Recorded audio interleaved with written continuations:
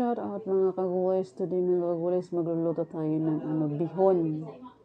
So, ano to, kakaibang klase without vegetable to kasi nandito tayo sa probinsya.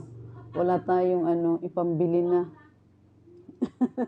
Kaya sibuyas, bawang lang at saka oil. Dati sa abroad, kompletong vegetable ang ilagay natin. Hindi pwede magluto kung walang gulay, di ba? Pero pag dito naman talaga sa probinsya, real talk lang guys ha, pag dito sa probinsya, okay lang kahit walang gulay. So yun, minikus-mikusin muna natin ang bawang sibuyas. Pinaluto ko muna, pina-crispy bago ilagay ang manok.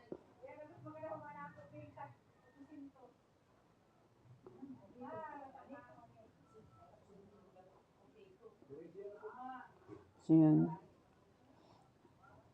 ilagay na natin ang manok. Yan siya.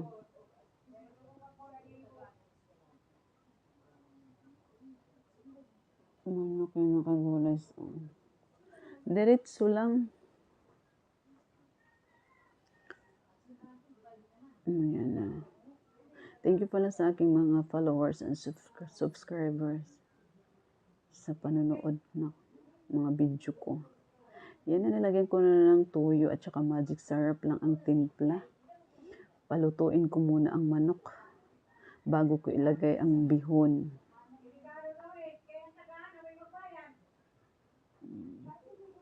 Yun ang aking bihon without vegetable. Dinagdagan ko ng tuyo kasi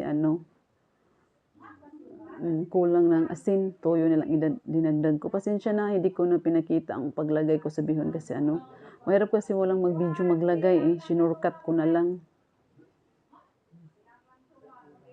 So, yun lang po mga kagulays. Thank you for watching. Bye-bye.